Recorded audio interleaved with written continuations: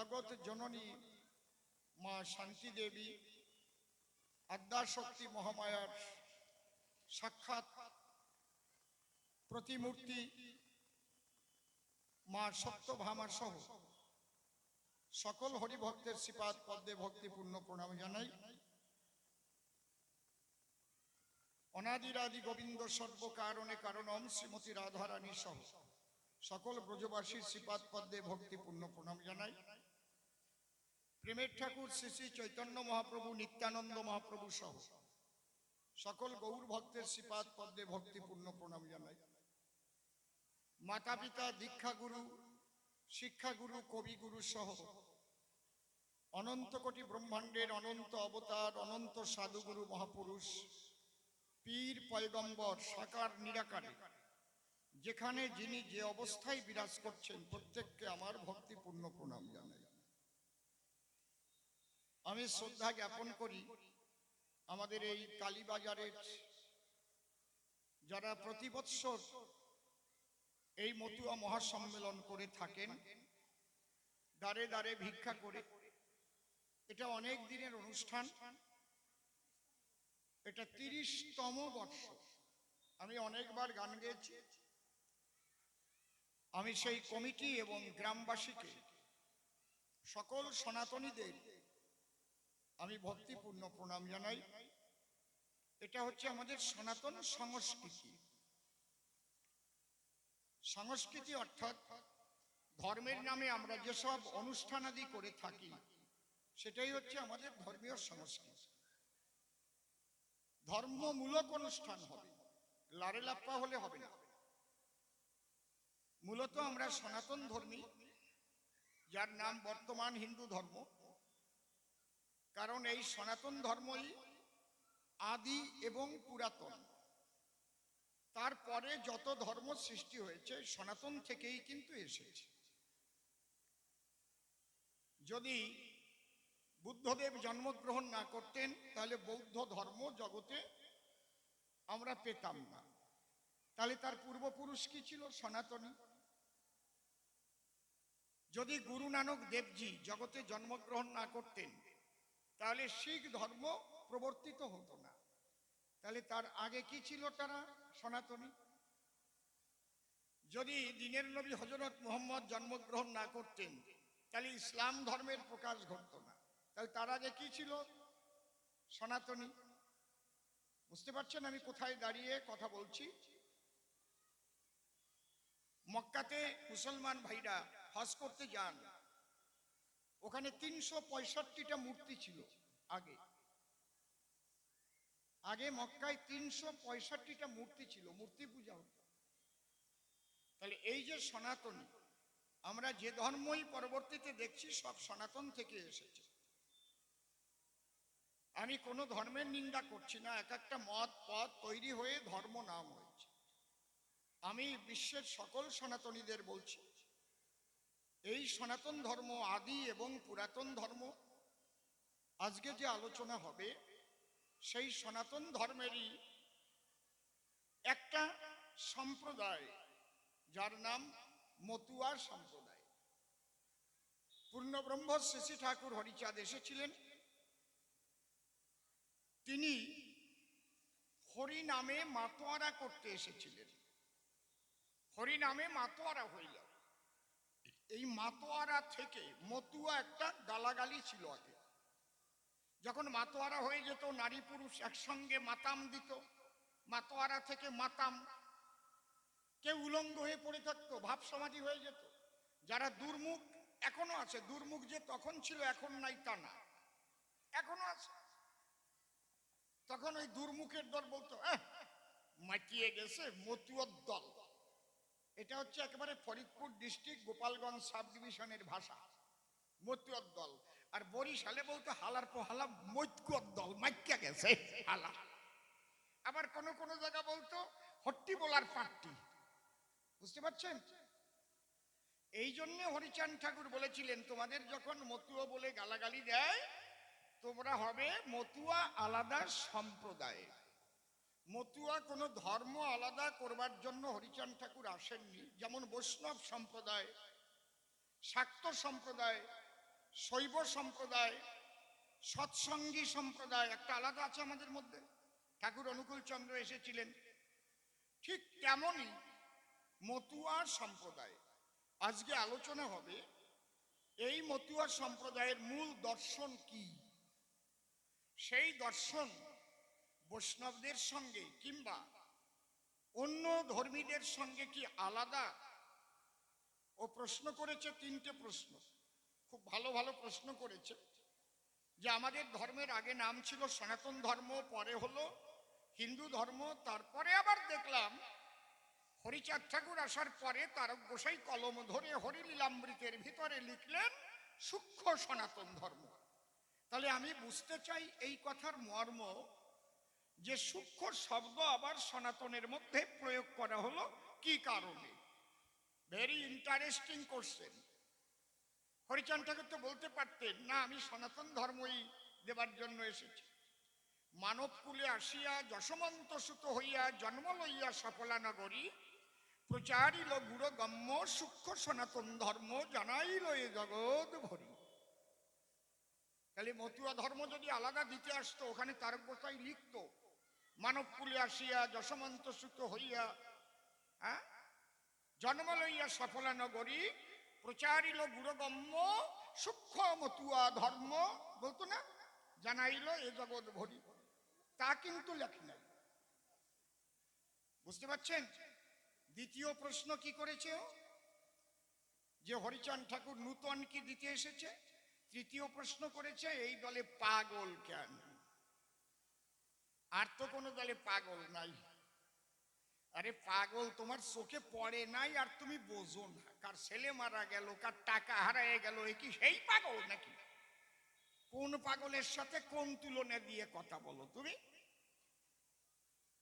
কোথায় বলছে যে বিয়ে করতে লাগছে 3 কম 100, ও শুনছে ইনকাম ট্যাক্স। একজন বিয়ে করে যাচ্ছে আর এক একটু আইডিও বলদা, সে কয় ও দাদা বিয়ে খরচ কত হয়েছে? কয় 3 কম 100। ও বাড়ি যাইয়ে শুয়ে কান্না আরম্ভ করেছে। কি হয়েছে? কয় বাবা আর বিয়ে করা যাবে না, কেন্দ্রীয় সরকার বিয়ে ইনকাম ট্যাক্স বসাই দিয়েছে। কইছে 3 কম 100, ও শুনছে ইনকাম ট্যাক্স। বুঝতে পারছেন ব্যাপারটা কি? তাহলে এই যে পাগল, এই পাগল আগে কে ছিল দেখি, কেউ জানে নাকি? আমাদের সনাতন ধর্মের আদি পাগল কে দেখি, তার নাম কেউ জানে কিনা? কেউ জানেন আদি পাগল কে? শিব পাগলা ভোলা হরি বল। দেখেছেন পাগল বলে নাই, তার মানে ওর চোখে পড়ে নাই। তাহলে আমরা একটা ধ্বনি দিয়ে এবার একটা গান গেয়ে তার মধ্যে দিয়ে আমি মতুয়ার মূল তত্ত্বটা বুঝাতে চাই। হরি বল হরি বল।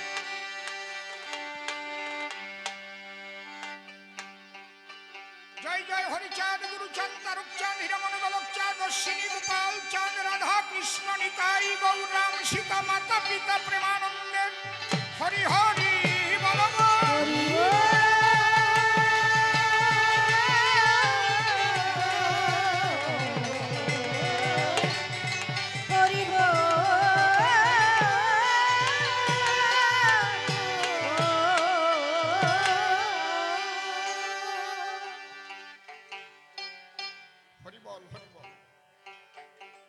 মতুয়ার মূল তত্ত্ব কথা শোনো বিশ্ববাসীগণ,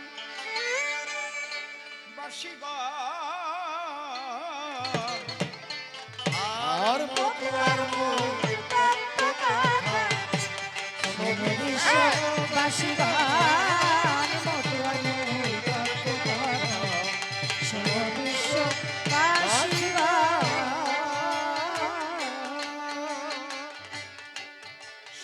ভাবনায় যুক্ত থেকে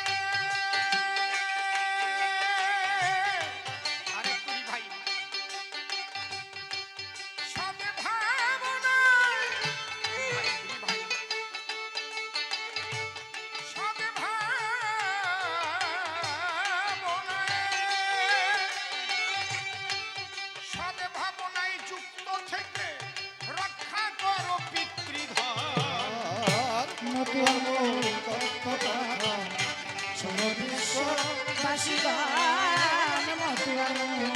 শোনো বিশ্ববাসী গান।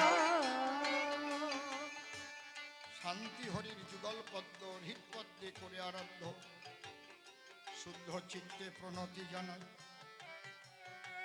সাধুগুরু বৈষ্ণব হেরিয়ার যত পুরুষ নারী আমার ভক্তিপূর্ণ প্রণাম গ্রহণ করিবেন সবাই।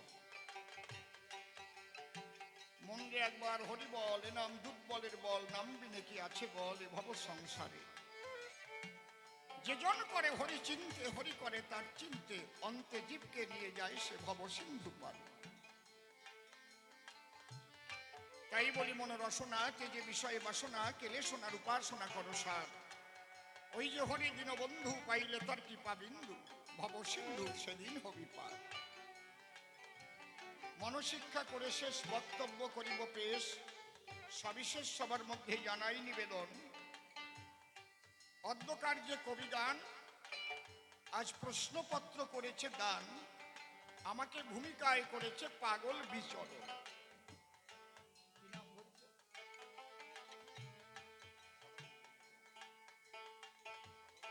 সে সদানন্দ ব্রহ্মচারী নাম ধরে দাঁড়ায় সভ্য সভা করে, তিনখানি প্রশ্ন করে। আমি বিচরণের চরণ আগে করিয়া বন্দন, তাকে আমি করিয়া স্মরণ, হৃদয়ে দিয়ে আসন। এবার তার ভূমিকা আমি করতেছি গ্রহণ। প্রণামিয়া বিচরণের পায়, এবার গেলাম তার ভূমিকায়। সে যেন তার কথা কয়, গ্রহণ করে আমার হৃদয়ে আসন। এইবার প্রথম প্রশ্ন করেছে দান, সূক্ষ্ম শব্দ বসানো কেন? সূক্ষ্ম শব্দ বসানোর হতো না প্রয়োজন, কথা নয় অসঙ্গত, যদি সনাতনের মধ্যে আবর্জনা না ঢুকিত তাহলে সূক্ষ্ম শব্দ প্রয়োজন হতো না কদাচ। সূক্ষ্ম বলে কারে একটু বুঝাচ্ছি আপনাদের ধারে। যেমন এক বালতি দুধ রাজহাঁসকে দিলে পরে সমগ্র দুগ্ধ সেই রাজহাঁস করে না পান। দুধের ভিতরে যে মাখন রয় রাজহাঁস সেই মাখনের অংশটুকুই রাজহংস খায়, আর জলীয় অংশ সে করে বর্জন। তাহলে এক বালতি দুধের মধ্যে যে মাখনটুক ছিল ওইটুক হচ্ছে সূক্ষ্ম। বোঝা গেল? যখন ধর্মের নাম ছিল সনাতন, পরবর্তীতে হিন্দু ধর্ম হলো নামকরণ। এই নামকরণ হওয়ার পরে এমন কিছু আবর্জনা এর মধ্যে ঢুকে পড়ে যেগুলো পরিষ্কার করবার তরে এসেছিলেন শ্রী চৈতন্য সচির নন্দন। তারপরে হরিচাঁদ ঠাকুর এলো, পরিষ্কার পরিশুদ্ধ করে গেল। প্রেমানন্দে একবার হরি হরি হরি।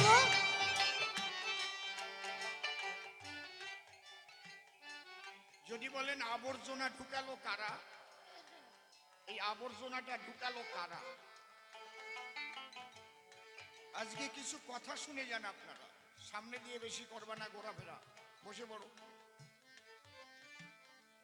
এই সনাতন ধর্মের আদি যারা ধর্মরক্ষক তারা কিন্তু আর্য ঋষি,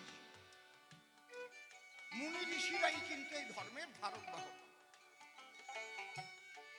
কিন্তু পরবর্তীতে তাদের প্রজন্ম যখন ধীরে ধীরে পরবর্তীতে প্রজন্ম বর্ধিত হলো, তারা কিন্তু সাধন ভজন শূন্য হয়ে গেল, কিন্তু তাদের পৈতাটা থেকে গেল। বুঝতে পারছেন? জন্ম নিয়েছে মুনির ঘরে, ঋষির ঘরে, কিন্তু সে ডাকাতি করে, সে ছিনতাই করে। যদি বলেন এমন কে? রত্নাকর চ্যাবন মুনির ছেলে, চ্যাবন মুনির পুত্র, তার গলায় আছে যজ্ঞসূত্র, কিন্তু সে একজন বড় ডাকাত। অজামিল দস্যু ব্রাহ্মণ পুত্র।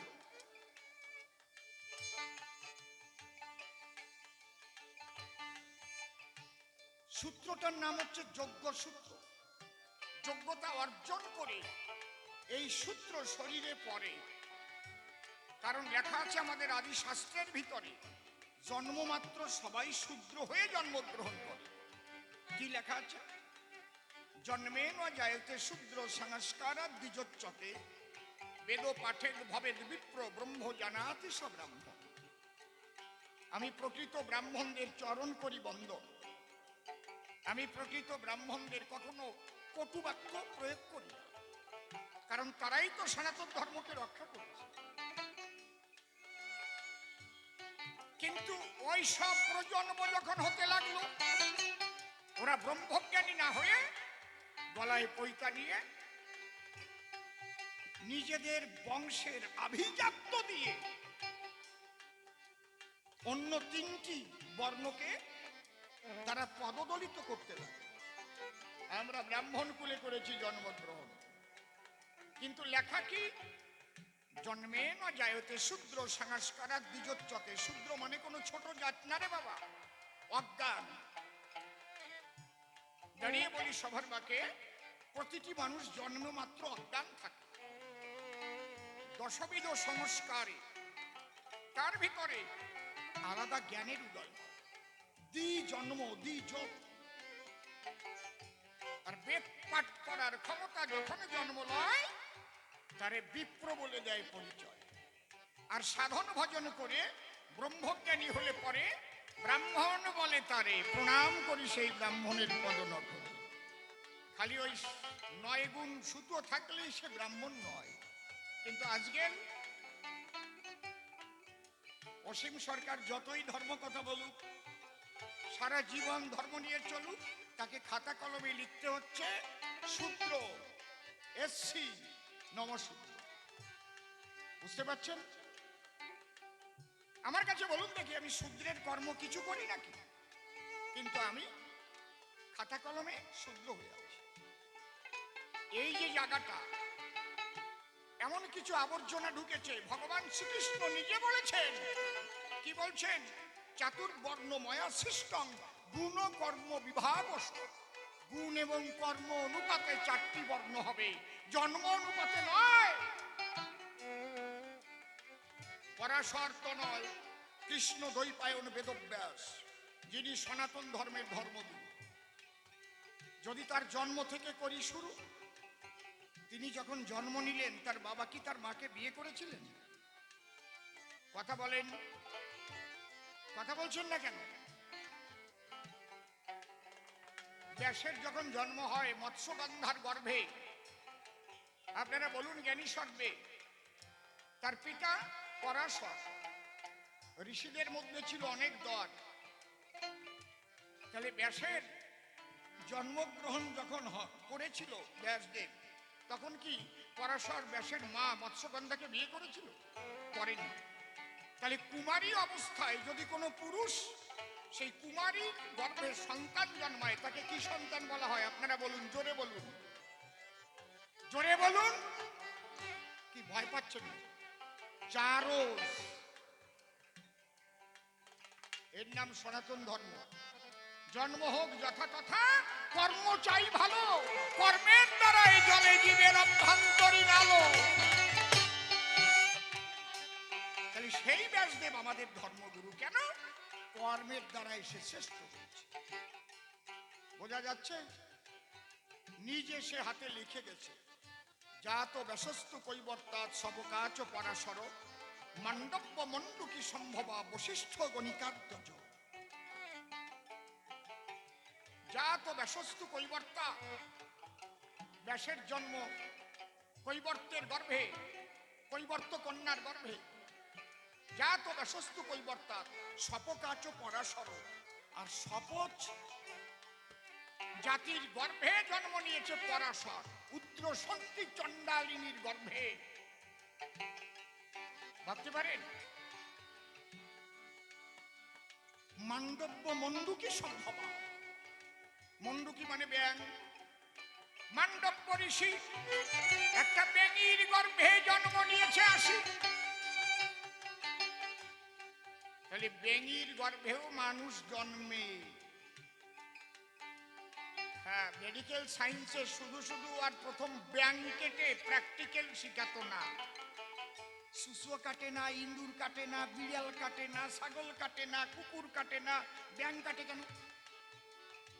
পুরাণ থেকে যখনই দেখেছে যে একটা বেঙির গর্ভে মানুষ সৃষ্টি হয়েছে, তখন ওরা অ্যানালাইসিস করে দেখেছে যে মানুষ নারী পুরুষের যে প্রজনন, ব্যাঙের প্রজনন একই রকম দৈহিক গঠন।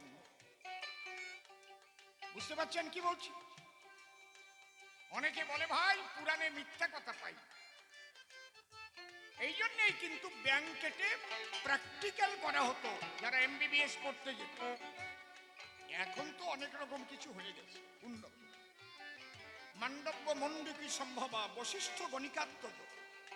বশিষ্ঠ মুনিদের মধ্যে শ্রেষ্ঠ, সে হচ্ছে বেশ্যার পুত্র। আর এখন যে যেখানে জন্ম নেবে, ওই চট্টোপাধ্যায়, বন্দ্যোপাধ্যায়, গাঙ্গুলি, চক্রবর্তীর ঘরে জন্ম নিলি অমনি ব্রাহ্মণ, সুতো গলায় দিলি ব্রাহ্মণ। এই আবর্জনা পরিষ্কার করতে মহাপ্রভু এসেছিলেন। এই জন্য তিনি বললেন ব্রাহ্মণ ক্ষত্রিয় বৈশ্য শূদ্র কেন নয়, যে কৃষ্ণ তত্ত্ববেত্তা সেই বৈষ্ণব হয়। প্রেমানন্দে হরি বল। হরি বল, হরি বল। এটা তার অপরাধ হয়ে গেল। নবদ্বীপ থেকে তাকে তাড়ালো, তারপরে উড়িষ্যায় গিয়ে হারিয়ে গেল। এখনো কেউ বলতে পারে না পরিষ্কার ভাবে যে মহাপ্রভু শেষ পরিণতি কি হয়েছিল ভবে। ওই ব্রাহ্মণ্যবাদীরা, ওই মনুবাদীরা তার ঘরের সন্তানকেও ক্ষমা করে নাই। এই জন্য হরিচাঁদ ঠাকুর হয়ে তাকে আবার আসতে হলো। কেন? সে যে উদ্দেশ্য নিয়ে এসেছিল, ওই মনুবাদী ব্রাহ্মণ্যবাদীরা সেই উদ্দেশ্যটাকে তাকে থমকে দিয়েছিল। এই জন্য বলে গিয়েছিল, গোরা গোপন তত্ত্ববিলাস পড়ে দেখবেন, আমি আবার আসব, আমি আবার আসব, তবে এবার আর ব্রাহ্মণের ঘরে আসবো না।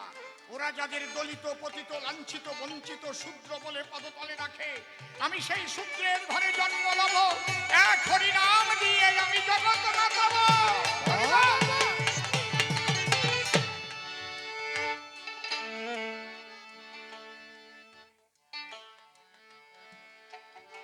কোন তন্ত্র মন্ত্রের প্রয়োজন হবে না। ও বাবা, আপনারা শিবের পূজা করেন, শিব একটা মানুষ কিসে হয় এটা কি জানেন? আপনি শিব হতে পারেন, আপনি ব্রহ্মা হতে পারেন। চৈতন্য চরিতামৃতে লেখা আছে জীব কোটি ব্রহ্মা, ঈশ্বর কোটি ব্রহ্মা। এগুলো শাস্ত্র গ্রন্থ না পড়লে তো বুঝতে পারবেন না বাবা। আপনি হতে পারেন। হনুমান বুক চিনে রাম সীতাকে দেখিয়েছে, আপনিও পারেন। কি হলে পারেন এইটা তো কোনো জায়গায় লেখা নাই। ও বাবা, এই জিনিসটাকে, সূক্ষ্ম জিনিসটাকে জানাবার জন্য হরি ঠাকুর এলো। এই জন্য সনাতনের মধ্যে আমার তারক গোসাই সূক্ষ্ম শব্দ দিল। এই যে সূক্ষ্মটু, এটা মুসলমান হলেও সে গ্রহণ করতে পারে, তার মুসলিম ধর্ম ত্যাগ করতে হবে না। বৈষ্ণবরাও মানতে পারে, খ্রিস্টানরাও মানতে পারে, তার খ্রিস্টান ধর্ম ত্যাগ করতে হবে না। বৈষ্ণবদের কৃষ্ণ ভজন ত্যাগ করতে হবে না। শিখরাও মানতে পারে, বিশ্বের সমস্ত মানুষের কল্যাণ হবে। সেই কথাই আমি এখন বলছি। কি সদ্ভাবনায় যুক্ত থেকে, ভাই পাচ্ছি না কেন? আমি যে গান গাচ্ছি, সদ্ভাবনায় যুক্ত থেকে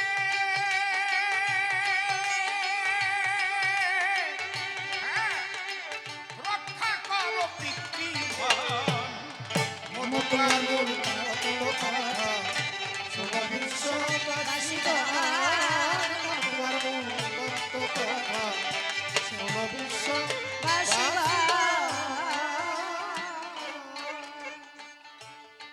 সদা কহ সত্য বাক্য, মনে মুখে রাখো ঐক্য, নিজে হয়ে কর্মদক্ষ,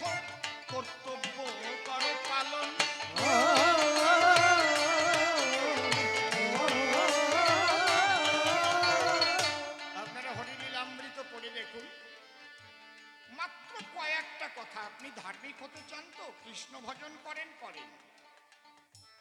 রামের ভজন করেন, কালীর ভজন করেন, আল্লাহকে ভজেন, গডকে ভজেন, কোনো আপত্তি নাই, আলাদা কিছু নাই, একই। কিন্তু আপনি এই কথা কয়টা যদি মেনে চলেন তাহলে ভজনে আপনি সিদ্ধ হতে পারবেন। কি কি? লয়ে নিজ নারী ব্রহ্মচারী সচ্চরিত্র রবে, হাতে কাম মুখে নাম সত্য কথা কবে, পরসতী পরপতি প্রগুণা স্পর্শিবে, তুমি না ডাকিলে হরি তোমারে ডাকিবে, সত্যবাদী জিতেন্দ্রিয় হইবে কজেই, না থাকি তার ক্রিয়া কর্ম হরি তুল্য সেই।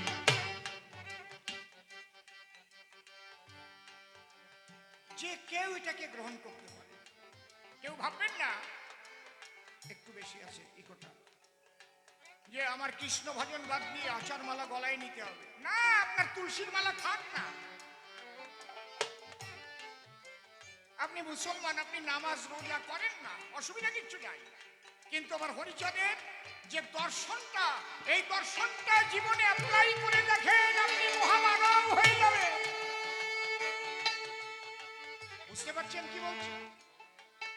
এই সূক্ষ্ম সমস্ত ধর্মকে মন্থন করে, সমস্ত ধর্মীয় মতবাদকে মন্থন করে তার যে সূক্ষ্ম তত্ত্ব এবার হরি ঠাকুর এনে বিশ্ব মানবের কল্যাণে দিয়েছে। আমার আলোচনা সবার সাথে মেশবে না, আমিও সমস্ত মন্থন করে আলোচনা করি। ওই এক পেশে আলোচনা নিন্দামন্দ করা ও আমি করি না, কারণ মূল জিনিসটা বুঝে ফেলেছি। আলাদা আল্লাহ, আলাদা হরি, আলাদা গড, এসব কিছু নাই, একটা শক্তি আছে। যারা যারা নিজেরটা বড় অন্যেরটাকে ছোট বলে, আমি তাদের কাছে জিজ্ঞেস করি, তুমি কি দেখেছো? তুমি যে ছোট বড় বলছো, দেখো আগে, তারপরে বলো। এখানে যে কয়টা মানুষ আমার দলে বসে, বোঝাই যাচ্ছে কার কেমন বয়স, কে ছোট কে বড়, আপনারা দেখতে পাচ্ছেন। তাই আমি চারটে নাম বলব। আমাদের গ্রামে সুবল, নিরঞ্জন, অধীর আর সুধীর, কারণ এই চারজনের ছোট বড় কেনা দেখেন নাই আপনারা? কারণ এই চারজনের মধ্যে ছোট বড় কেনা পারবেন, বলতে পারবেন? কথা কন না কেন? আপনি তো দেখেন নাই, বলতে পারবেন? তাহলে কি করে বলছো যে আমার আল্লাহ বড়, আমার হরি বড়, আমার কৃষ্ণ বড়, আমার রাম বড়? আগে দেখো। এই শ্যামল, কি যেদিন দেখতে পাবা সেদিন দেখবে ভাই এক শক্তি ছাড়া আর কিছু নাই। হরি বল, হরি বল। সেদিন দেখো এক শক্তি। যারাই মানুষ আল্লাহ কয় সেও তাই, যারে হরি কয় সেও তাই, যারে কৃষ্ণ বলে সেও তাই, যাকে গড বলে সেও তাই। একবার ধ্বনি হরি ধ্বনি দেওয়া আনন্দে ভেসে যায়।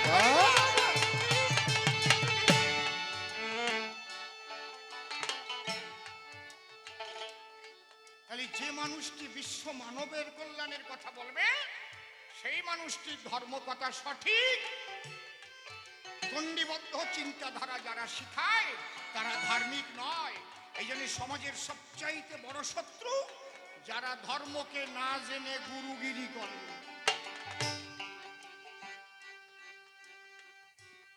এই হিন্দু ধর্মের গুরু, মুসলিম ধর্মের মাওলানা মৌলভী, খ্রিস্টান ধর্মের পাদ্রী,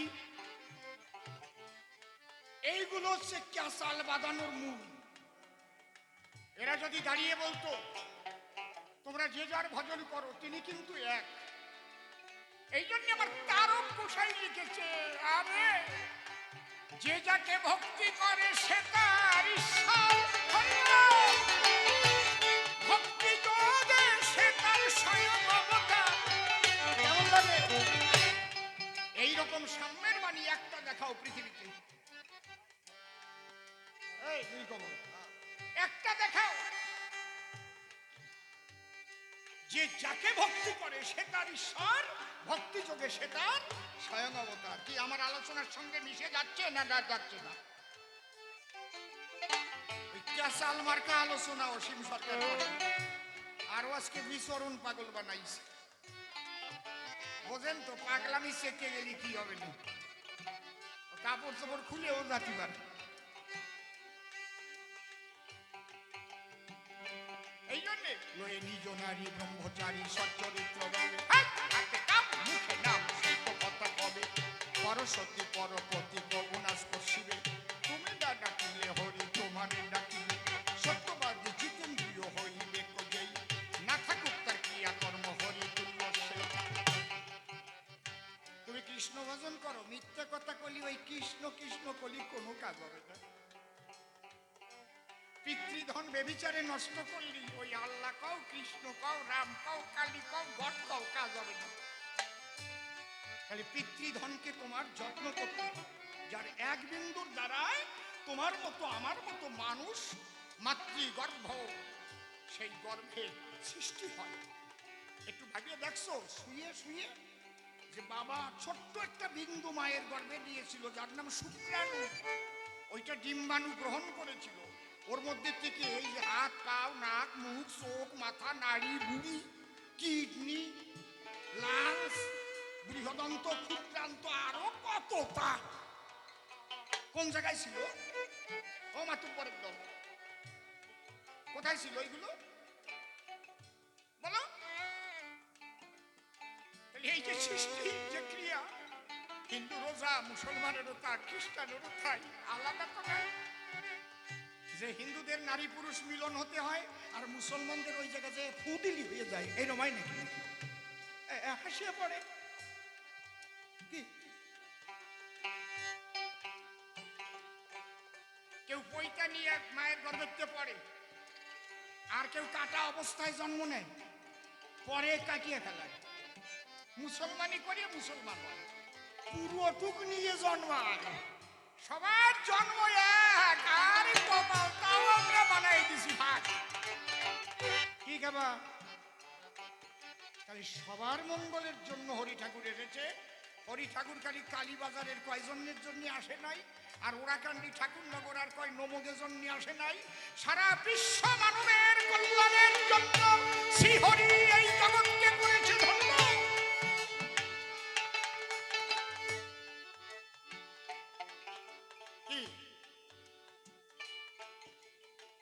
যদি খালি মুসলমানই দিলেই মুসলমান হতো, তাহলে আল্লাহ সর্বশক্তিমান ওই পেটের থেকে এত জায়গা কাটলো, এত জায়গা ফুটো করলো, ওইটুকু একটু কাটিয়ে পাঠাতে পারতো না?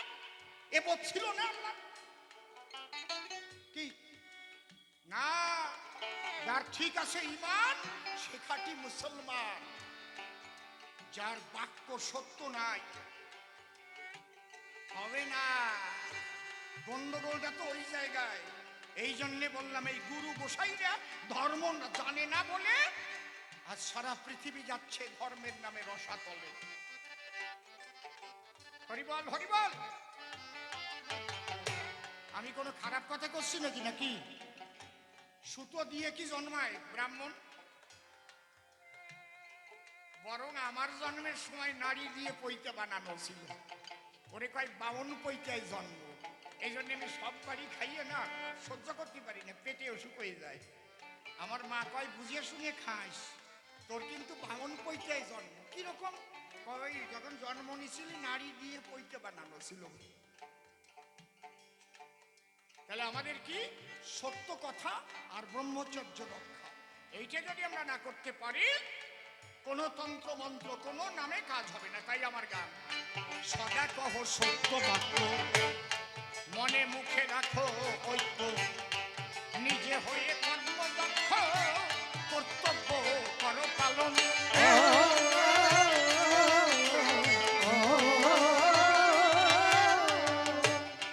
পরনারী মাতৃজ্ঞানে ভজন করো মনে প্রাণে। পরনারী মাতৃজ্ঞানে ভজন করো মনে প্রাণে।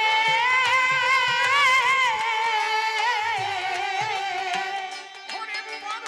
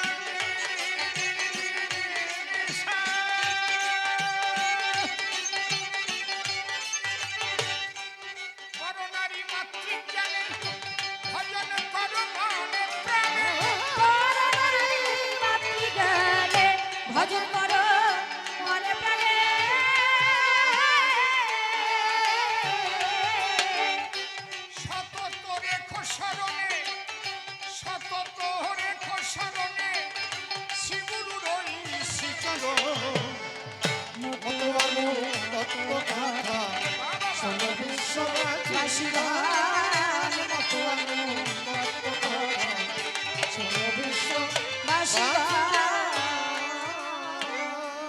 ধর্ম তবু নয় রে ভিন্ন, মালা টুপি বহির চিহ্ন, এই, হিংসার পথ অতি জঘন্য, সকলে তা করো বর্জন।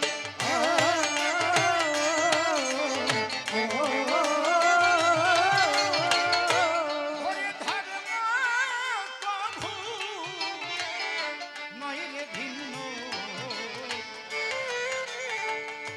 এই মালা টুপি বহির চিহ্ন, হিংসার পথ অতি জঘন্য, সকলে করো বর্জন।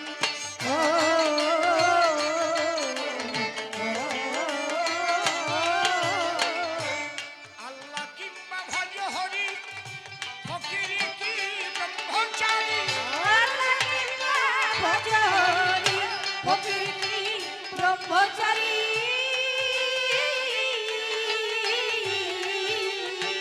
হরি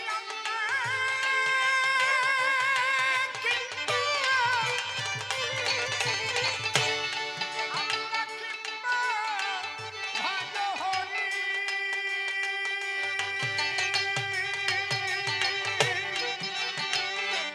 ফকিরি কি ব্রহ্মচারী, ভজনি ফকিরি ব্রহ্মচারী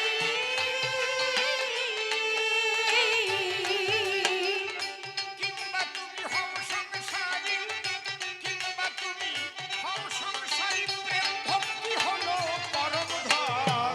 আর মতো আনন্দ কথা শোনো বিশ্ববাসী গান মতো আনন্দ কথা শোনো বিশ্ববাসী আর কি বললেন? শিব জ্ঞানে জীব সেবা, যে যতটুকু পারো দেবা, না পুজিলেও দেবী দেবা, হবা প্রেমের মহাজন।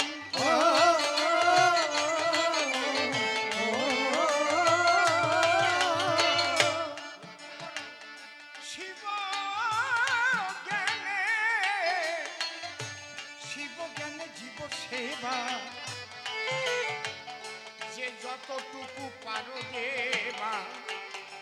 বাবা, যারা মানুষের মধ্যে ঈশ্বর দর্শন করে তার সেবা করতে পারে, তারা আর কোনো দেবদেবীর পূজা করতে হয় না। যে ভক্তি ভরে মাতা পিতার সেবা করতে পারে, তার কোনো দেবদেবীর পূজা করতে হয় না। কারণ আমাদের সনাতন শাস্ত্রে লেখা আছে, এটাই ঠিক। পিতা স্বর্গ পিতা ধর্ম পিতা হি পরমন্তপ, পিতরি প্রীতিমা পণ্যে প্রিয়ন্তে সর্বদেবতা, জননী জন্মভূমিশ্চ স্বর্গাদপি গরীয়সী। আমরা হরি ভক্ত হই আর কৃষ্ণ ভক্ত হই আর রাম ভক্ত হই, মা বাবারে যদি কষ্ট দিই আর মানুষের সেবায় যদি মত্ত না হই, তাহলে ঈশ্বর আমার প্রতি খুশি হবে না, না, না। হ্যাঁ, শিব জ্ঞানে জীব সেবা, যে যতটুকু পারো দেবা, না পুজিলেও দেবী দেবা, হবা প্রেমের মহাজন।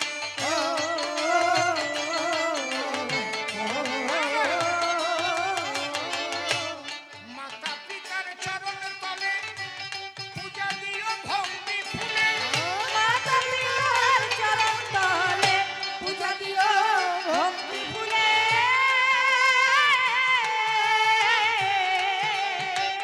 হরে মাতা পিতা